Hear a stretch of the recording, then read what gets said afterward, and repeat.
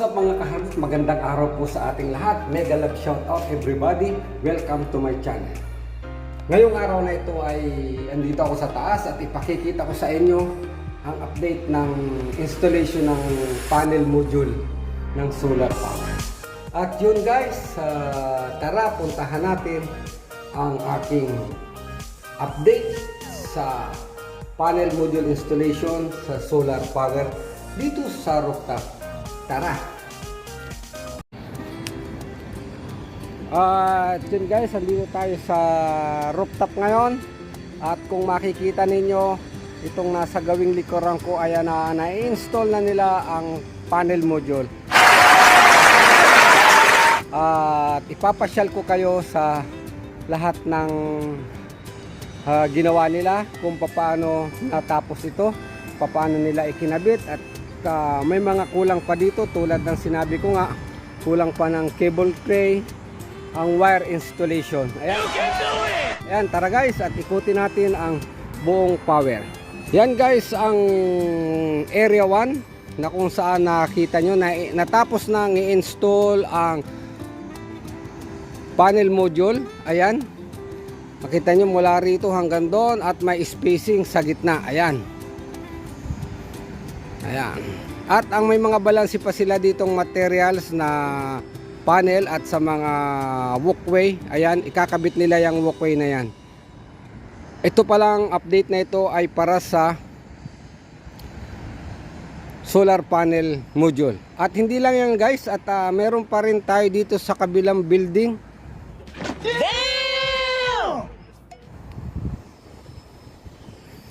Ayan guys, makikita nyo yan sa kabila na yan. Ayan, dalawang bay yan, dalawang area sa north side. Yes, north side. South side. This is south side. What? Ayan guys, at makikita nyo, andito tayo sa itaas. Yan yung isang area. Yung isang part ng building ay meron ding solar power. Ang balance na lang dyan ay ang cable tray at ang walkway. May walkway din sa gitna yan at ang cable tray para sa wiring. At ito nga, ang power na lalabas dito ay DC pupunta sa inverter.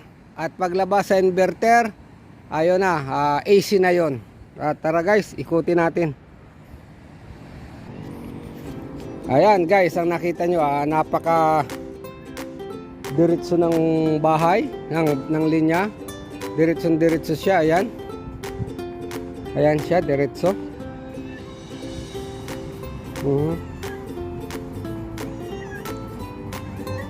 Diretso siya, ayan. At dito sa pagitan na ito, dito, at nasabi ko nga, dito ilalagay, may walkway yan dito guys. Yung walkway at ang cable tray, dito sa pagitan na ito ilalagay. Diyan. At ipakikita ko sa inyo yan sa wiring installation, sa last part ng pagkakabit ng panel nito. At ito ang kanyang walkway. Ito ang walkway na ikakabit diyan. Yan, ito, ikakabit ito doon, itong walkway na ito. Nilagay nila muna rito pansamantala para pag nag-install sila, madali nilang may kabit guys.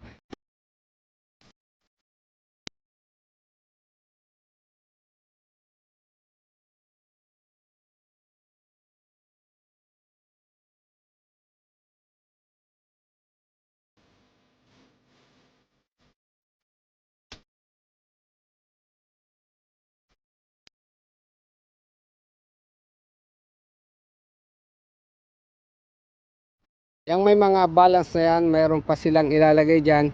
At ipakikita ko sa inyo sa final at sa last part ng aking vlog kung ano pa yung mga kulang dyan. Kasi hindi naman, baka dito hindi natin malalaman. At yung kung ano man ang kulang dyan ay makikita natin sa last episode natin. Yan, lahat ng area may tig-isang pirasong kulang. Doon may branch kulang doon. Dito may kulang pa rin. Yan, may puwang pa rin dyan. Lahat ng module area ay may isang bakante. O bali dalawang bakante. At sure, mayroon silang materialis na para ilagay dyan. At ito naman yung area.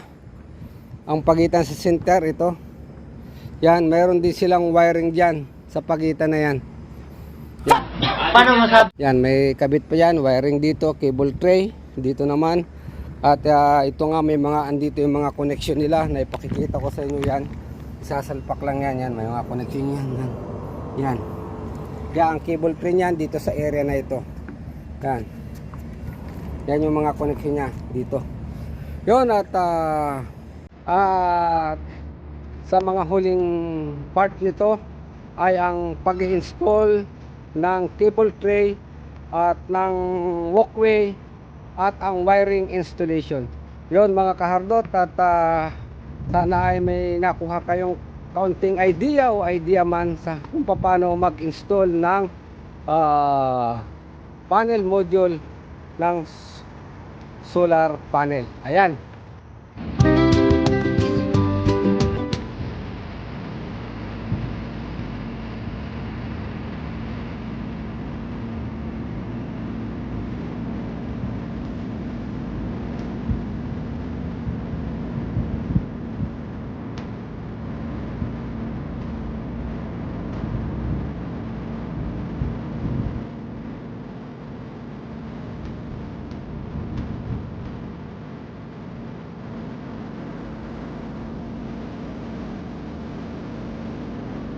At yun guys, maraming salamat sa inyong panonood ng aking update sa solar panel installation na ito.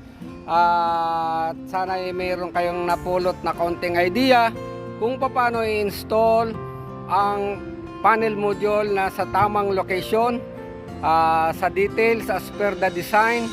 Ayan, at naipakita ko na sa inyo sa aking mga nakaraang video kung ano yung mga major components niya, kung paano ikinabit. At yun lamang, at hanggang sa muli mga kahardot, at ako ay nagpapasalamat sa inyo sa inyong mga suporta sa aking mga bidyong ipinararating sa inyo. At yun, shoutout sa lahat ng mga OFW na nagtatrabaho, nagsisikap na maghanap buhay dito sa kahit saang bansa.